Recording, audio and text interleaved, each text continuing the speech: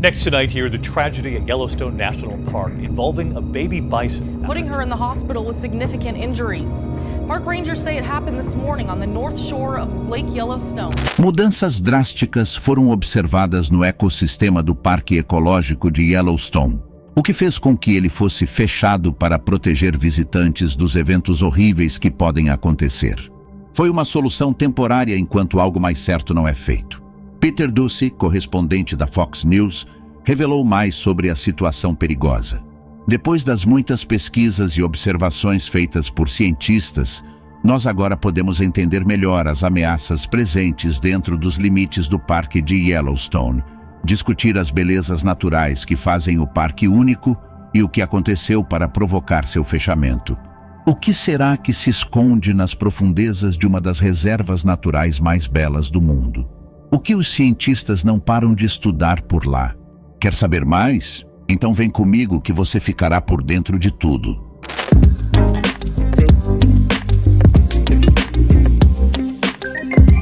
Olá pessoal, tudo bem?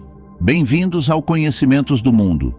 Antes de continuarmos, não espere até o final do vídeo para se inscrever, deixar o seu like e ativar o sininho, isso ajuda demais a nossa equipe. Fatores geotérmicos. Yellowstone foi o primeiro parque nacional dos Estados Unidos, tendo sido estabelecido em 1872 e é conhecido como Wonderland, ou Terra das Maravilhas pela população do país, e por boas razões. O parque fica nos estados de Wyoming, Montana e Idaho, na parte oeste do país, e é repleto de maravilhosas características geotérmicas que deixam as pessoas impressionadas, como fontes termais hipnotizantes, poças de lama que borbulham, fumarolas e geysers espalhadas pelos mais de 2 milhões de acres que o compõem. Fontes termais e belezas naturais. As fontes termais dentro de Yellowstone são famosas por suas cores brilhantes. Elas vêm em diversas variedades, sendo corpos de água que fluem livremente debaixo da superfície, depois de serem superaquecidas por atividade vulcânica embaixo da terra. Assim, a temperatura dessas piscinas termais variam bastante e suas cores podem indicar sua temperatura. Cores mais escuras geralmente sugerem águas mais quentes, e cores claras podem indicar águas mais frescas, e porque o Yellowstone está numa alta elevação, a água esquenta numa temperatura mais alta do que a nível do mar, cerca de 200 graus Fahrenheit ou 96 graus.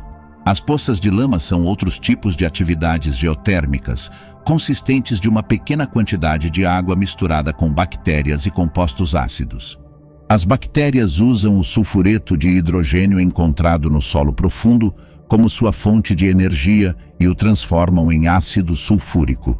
Esse ácido quebra e destrói pedras, criando minerais de barro e formando as incríveis poças de lama. Além disso, as fumarolas são chaminés de vapor que podem ficar extremamente quentes, alcançando temperaturas que podem chegar a 96 graus Fahrenheit, ou 137 graus Celsius. Algumas fumarolas emitem vapor constantemente, devido à quantidade limitada de água em seus sistemas, que rapidamente se gaseifica enquanto sobe à superfície. Elas têm como característica seu barulho constante, como uma chaleira esquentando. Também há o Lago de Yellowstone, que é o lago de maior altitude dos Estados Unidos, com incríveis 2.357 metros. O lago é perfeito para velejar, pescar ou apenas admirar a paisagem, e se você curte caminhadas, existem inúmeras trilhas que podem te levar pelas mais belas paisagens entre montanhas, cânions e belas florestas. O Yellowstone é lar para cerca de 500 dos 900 geysers ativos no mundo, e o mais famoso é o Old Faithful, geyser lendário que dá um show a cada hora e meia, mais ou menos, podendo chegar a até 55 metros de altura. Também existem jatos perpétuos e fontes no parque. Os jatos perpétuos, como o geyser Constant do lago Black Warrior, estão em erupção de forma ininterrupta, e fontes próximas acabam sendo inundadas, criando espetáculos para os visitantes apreciarem. Além disso tudo, O Yellowstone tem quase 300 cachoeiras, de forma que parece até não haver fim para o espetáculo que é oferecido por esse parque, já que há um incrível grupo de vida selvagem também. Os incríveis e majestosos ursos e lobos, as matilhas de bisões e renas, parece até o coração de um documentário sobre a natureza.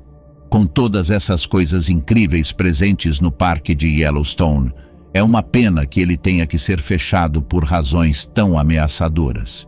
Fechamento do parque.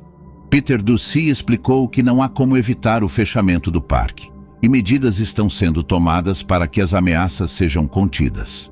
Uma das características interessantes do Yellowstone é o supervulcão embaixo de sua superfície. Esse vulcão é classificado como uma caldeira porque é uma enorme cratera vulcânica formada após uma gigantesca erupção e se estende por cerca de 90 quilômetros. A última grande erupção aconteceu há milhares de anos e o que restou são os remanescentes desse evento catastrófico. Parece agora que há uma grande chance do vulcão ser reativado. Não seria a primeira vez que o Yellowstone seria temporariamente fechado, mas a razão por trás, dessa vez, é um tanto ameaçadora e se mostra uma ameaça gigantesca para todo o mundo, sendo altamente conhecido o fato de que os impressionantes geysers e fontes térmicas no parque são resultado direto do calor subterrâneo do vulcão e suas atividades geológicas. Outras vezes em que o parque foi fechado foram em 2020, decorrente da pandemia, assim como muitos outros negócios e atrações turísticas, a fim de reduzir os riscos de contaminação, e em 2012, por causa de um incêndio selvagem conhecido como Incêndio de Alder Creek.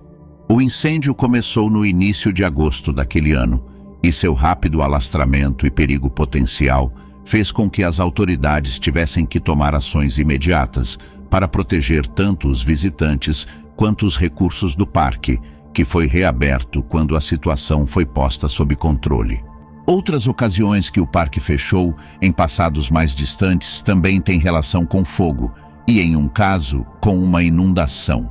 Dessa vez, entretanto, foi observado que o vulcão gigantesco e ameaçador que dorme embaixo de Yellowstone está aos poucos começando a acordar de seu sono de centenas de anos. E embora o vulcão esteja em sua maior parte no noroeste de Wyoming, grande parte do parque é composta de pedra derretida e semi-derretida, conhecida como magma. Estudos científicos. O magma flui em um depósito nas profundezas subterrâneas do parque e se solidifica com o tempo. Cientistas têm observado esse processo há anos, estudando como o magma se resfria e solidifica, o que por vezes pode causar com que o solo inche ou afunde. Entre 2004 e 2009 o solo se elevou em cerca de 25 centímetros, mas em 2010 começou a afundar de novo. Os cientistas também têm usado um sistema de registro de temperatura em alguns dos geysers mais antigos dos Estados Unidos, presentes no parque e que datam cerca de 115 mil anos, para monitorar atividades e erupções. As temperaturas nesses geysers podem vir a chegar a 459 graus Fahrenheit, o que seriam 237 graus Celsius, a cerca de 305 metros abaixo da superfície. E enquanto eles costumavam entrar em erupção apenas ocasionalmente e de forma aleatória, por vezes levando até 50 anos entre uma atividade e outra, as coisas mudaram em março de 2018. Desde esse período, esses geysers mais antigos estão explodindo uma vez por semana e a cada ano os recordes se quebram. Recentemente, a Universidade de Utah montou uma rede de sismógrafos em pontos estratégicos do parque para detectar qualquer sutil tremor de terra ou terremotos relacionados à atividade vulcânica. Analisando os dados dos sismógrafos, os cientistas podem entender quão profundos e quão grandes são os terremotos, ajudando-os dessa forma a entender como o magma está se movendo no subsolo e quais processos vulcânicos estão se passando. Até então foram registrados 148 terremotos na região somente esse ano.